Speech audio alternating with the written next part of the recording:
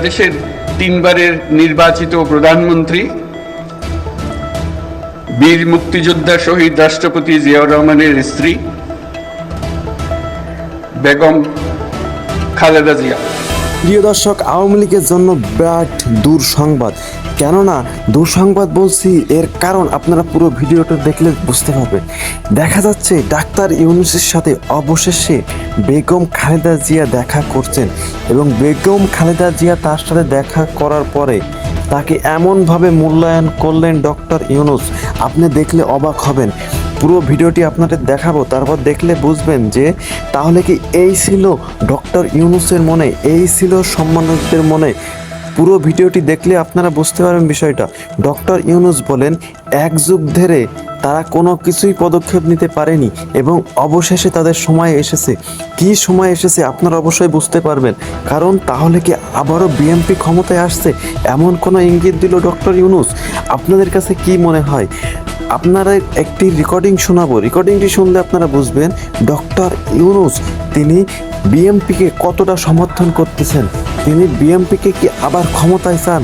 কি মনে হয়?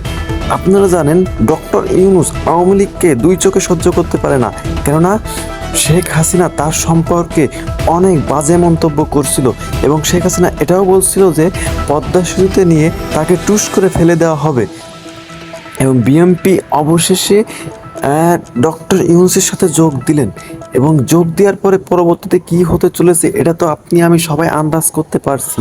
তো চলুন বেশি দেরি করব না, ভিডিওটির সামান্য কিছু অংশ আপনাদেরকে দেখানো যাক, তাহলে আপনারা বুঝবেন যে ডক্টর ইউনূস এটা কি করলো। আজ এখানে আমাদের মধ্যে উপস্থিত আছেন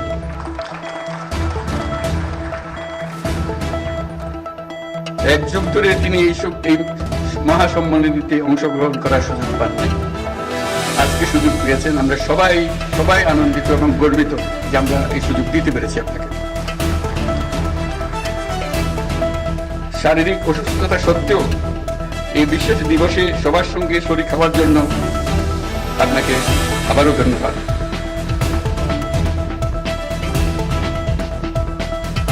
আমরা তার আশু লোকমুক্তি কামনা করছি এবং এই অনুষ্ঠানে বিশেষভাবে স্বাগত জানাচ্ছি।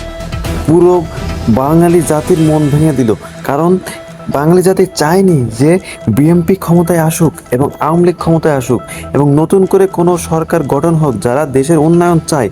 তাহলে যদি বিএনপি আবারও ক্ষমতায় আসে তাহলে ক্ষুধার্ত বাঘের মতো অবস্থা হবে, কেননা তারা 12 বছর ধরে কিছুই করতে পারেনি। এবার 12 বছর পর বা 13 বছর পর যদি তারা আবারও ক্ষমতায় আসে, তারা আবারও দেশটারে লুটে পুটে খাবে। ঠিকই আওয়ামী লীগটা যেমন করেছে বিএনপিও ঠিক তার মতোই করবে, এমনটাই মন্তব্য করা যেতে পারে। তো চলুন আর দেরি না করে ভিডিওটি আপনাদের দেখানো যায়। ধন্যবাদ জানাই। হেমন্তের এই বিকেলে উৎসবমুখর পরিবেশে আপনাদের সাথে থাকতে পেরে আমার অত্যন্ত আনন্দিত। আপনাদের উপস্থিতি আজকের এই মহতী অনুষ্ঠানকে প্রাণবন্ত মহিমান্বিত করেছে। আপনাদের উপস্থিতি আজকের এই মহতী অনুষ্ঠানকে প্রাণবন্ত করেছে। সশস্ত্র বাহিনীর পক্ষ থেকে আপনাদের সকলকে জানাই আন্তরিক ধন্যবাদ। পরিশেষে সশস্ত্র বাহিনীর সকল সদস্য এবং তাদের পরিবারবর্গের সুখ, শান্তি ও কল্যাণ কামনা করছি।